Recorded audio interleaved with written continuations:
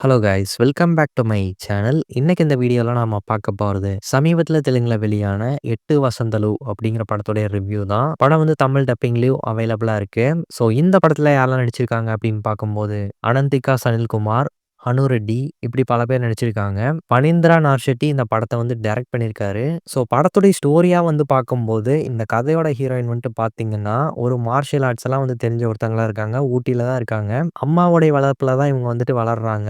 So ரொம்பவே இண்டிபெண்டன்ட்டாகவும் ரொம்ப தைரியசாலியான ஒரு பொண்ணாகவும் அதே சமயம் ஒரு 17, 18 வயசுலேயே இவங்க ஒரு ரைட்டராகவும் இருக்காங்க. ஸோ அந்த வயசுலேயே வந்துட்டு இவங்க ஒரு ரைட்டராகவும் இருக்காங்க. புக்ஸ் எல்லாம் வந்து எழுதியிருக்காங்க. ஸோ இப்படி இருக்கும்போது இவங்களோட லைஃப்ல ஒரு பையன் தானா தேடி வந்து லவ் வந்து ப்ரொபோஸ் பண்றான். அந்த பொண்ணோட நல்லா பழகுறான். ஒரு பாயிண்ட்ல அந்த பையனோட சில சிச்சுவேஷன் காரணமாக இந்த பொண்ணை வந்துட்டு வேணாம் அப்படின்னு சொல்லி ரிஜெக்ட் பண்ணிட்டு போயிடுறாங்க. ஸோ இதனால ஹீரோயினுக்கு ஒரு ஹார்ட் பிரேக் ஆகுது. லவ் வந்து ஃபெயில் ஆகுது.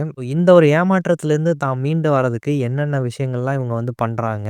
2013லேருந்து 2020 வரைக்கும் இவங்க லைஃப்ல ஏற்பட்ட சுவாரஸ்யமான விஷயங்கள், இவங்க சந்தித்த மனிதர்கள், லைஃப்ல பார்த்தா அப்ஸ் அண்ட் டவுன்ஸ் இத பத்தியெல்லாம் தான் இந்த படத்துல வந்து சொல்ல வராங்க. ஸோ இப்ப நான் சொல்லும்போதே இந்த படத்துடைய கதை வந்துட்டு ஒரே ஃப்ளாட்டா தான் வந்து நகர்த்தி கொண்டு போயிருப்பாங்க. பெரிய அளவுல நீங்க எதிர்பார்க்குற மாரி ட்விஸ்ட் அண்ட் டர்ன்ஸ் எல்லாம் இந்த படத்துல வந்து எதிர்பார்க்க முடியாது. ஸோ இந்த படத்துடைய திரைக்கதை வந்து ஒரு நீரோட்டம் போல அப்படியே ஒரே ஃப்ளோலயே கொண்டு போய் அழகா வந்து முடிச்சிருப்பாங்க. அண்ட் இந்த படத்துக்கான அந்த சினிமாட்டோகிராஃபியுமே வந்துட்டு பார்த்தீங்கன்னா, ஒரு பெயிண்டிங் மாரி இருக்கும். ஒரு ஒரு ஃப்ரேமே வந்துட்டு பார்த்தீங்கன்னா, நம்ம ஸ்கிரீன்ஷாட் எடுத்து தனியா ஒரு ஃப்ரேம் போட்டே மாட்டலாம். அந்த அளவுக்கு வந்து சினிமாட்டோகிராஃபி செம்மையா பண்ணியிருந்தாங்க.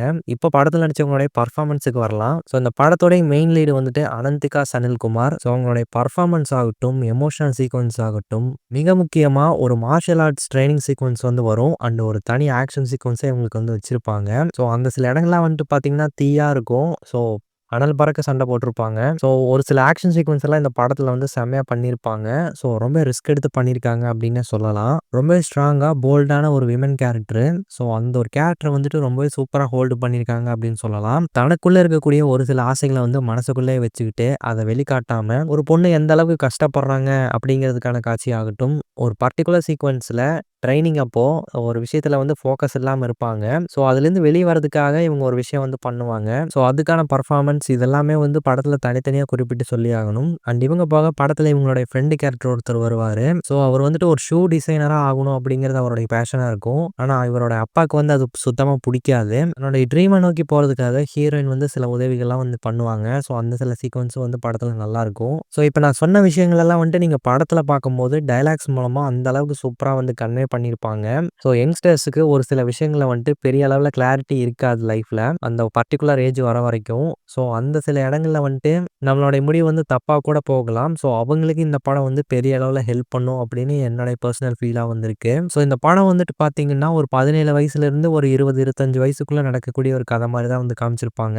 பட் படம் வந்து கொஞ்சம் ஸ்லோவா போகுதோ, ஒரு பெரிய அளவுல வந்துட்டு ஒரு திருப்பம் இல்லையோ அப்படிங்கிற மாரி நினைச்சீங்கன்னா, இந்த படம் உங்களுக்கு பெரிய அளவுல வந்து கனெக்ட் ஆகாது. பேக்ரவுண்ட் ஸ்கோர் ஆகட்டும், எல்லாமே வந்துட்டு ஒரே ஃப்ளோல ரொம்ப சைலன்ட்டா, சாஃப்ட்டா வந்து கொண்டு போயிருப்பாங்க. ஸோ இத நான் சொல்றத விட நீங்க இந்த படமா பார்க்கும்போது உங்களுக்கே தெரியும். அப்ப இந்த படத்துல வந்து நெகட்டிவ் அப்படிங்கிற ஒரு விஷயமே இல்லையா அப்படின்னு சொல்லி கேட்கும்போது, செகண்ட் ஹால்ஃப் மேல கிளைமாக்ஸ் நெருங்கும்போது கொஞ்சம் சினிமாத்தனமா வந்து கொண்டு போயிட்டாங்களோ அப்படிங்கிற மாதிரியான ஒரு சின்ன ஃபீல வந்து குடுத்துச்சு. ஏன்னா அதுக்கு முன்னாடி வரைக்கும் கொஞ்சம் ரியாலிட்டியோட கொண்டு போயிருந்தாங்க. பட் அது அந்த அளவுக்கு குறையா வந்து நம்ம சொல்லிட முடியாது. அதுவுமே ஓரளவுக்கு ஏத்துக்கிற மாரி தான் வந்து இருந்துச்சு. ஸோ ஓவராலா இந்த படம் வந்து எப்படிதான் இருக்கு அப்படின்னு சொல்லிட்டு கேட்டீங்கன்னா, தாராளமா ஒரு டைம் வந்து ட்ரை பண்ணி பார்க்கலாம். ஸோ இந்த படம் ஒரு சில இடங்கள்ல வந்து கொஞ்சம் மோட்டிவேட் பண்ணக்கூடிய ஒரு படமாகவும் இருக்கும். ஒரு சில இடங்கள்ல. இந்த ஒரு ரிவ்யூ வந்து உங்களுக்கு பிடிச்சிருந்தா லைக் பண்ணுங்க, ஷேர் பண்ணுங்க, கமெண்ட் பண்ணுங்க. இந்த சேனலுக்கு சப்ஸ்கிரைப் பண்ணுங்க. Thank you.